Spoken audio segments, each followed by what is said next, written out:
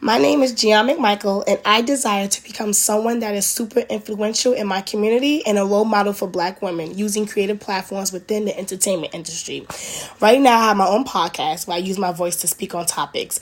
In the span of 5 months, I made a name for myself. I had a guest fly into New York from Florida just to be on my show. I have listeners in Germany, which is still crazy to me.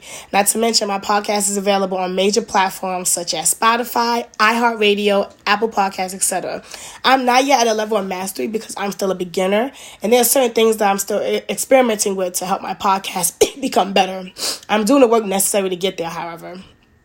The 5 strategies to finding your life's tasks are, to me, sort of like the 10 commandments. You can be very talented and destined for a field, but you still have to plan and have a strategy for getting there.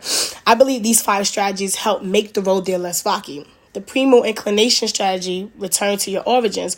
Robert Greene says on page 29, for masters, their inclination often presents itself to them with remarkable clarity in childhood. This means to me that when we are all young, we're drawn to things because they are objects or activities that we are destined for. As children, our mind isn't fully developed yet, so we act based on feelings. This is probably the truest state of self that we are in before we get older and deviate from our life path. The Darwinian strategy, occupy the perfect niche. With this strategy, you're supposed to find a niche that isn't crowded with competitors. This is probably the only strategy that gives me anxiety because you don't want to waste your time putting energy into something and down the line realizing it isn't really meant for you. Not to mention trying to figure out how to differentiate yourself from the millions of people pursuing the same career. The idea is to choose a path that interests you. That's the easy part. Then within that path, look for side paths and continue to do this until you somehow blended 2 definite areas that are not only act as companions to one another, but you're experts in both. The rebellion strategy, avoid the false path, I feel is the most important and speaks to me the most because it's something that has been repetitive in my life and I'm still struggling with it. On page 37, Robert Greene says, it is a healthy part of your development to follow a path independent of your parents and establish your own identity.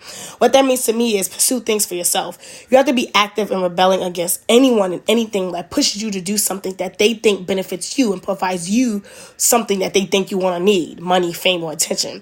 I have a turning point story for this strategy. Many people are shocked to find out that I actually went to school for physics at first in undergrad before I changed to media studies and production.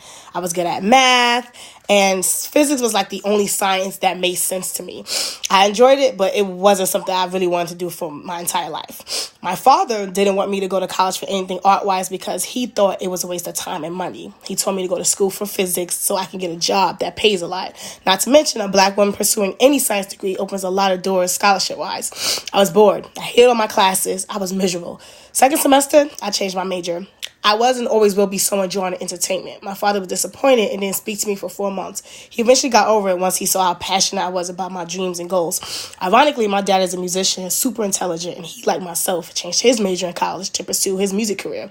In conclusion, he was projecting his own fears onto me because he just didn't want me to struggle like he is. And at the end of the day, I have to do what makes me happy and not him. The adaptation strategy, let go of the past. This strategy means to me that when you are committed to your life's task, you have to be loyal to wherever that path takes you and be willing to adapt to it no matter what. So you may have to give up certain careers or job positions so that does not relate to that path. Simple. The life or death strategy, finding your way back, means to me that once you realize you deviated from your life path, you have to proclaim it once again, not only to yourself, but to others so that they can hold you accountable. It's a way of securing that you won't let it happen again because, like Robert says on page 42, it becomes a matter of shame and embarrassment to deviate. My dream career path is definitely in entertainment. I'm still trying to figure out where, because even though right now I'm focusing on my podcast, down the line I may be drawn to something else within the same industry. I might want to be a publicist or managing artist. It's a broad career path, and I'm still trying to figure out where my skill set will be the most influential and impactful. So to jumpstart my mastery journey, I can achieve 2 personal goals in the next 3 weeks. 1, locking in a job that isn't seasonal and that can actually help me improve my skill set so that that's needed for my dream career path. 2, committing 100% to one thing. I try to do so many things at once, and I consider myself multi-hyphenate, so I need to practice being fixated on one thing and looking at the outcome.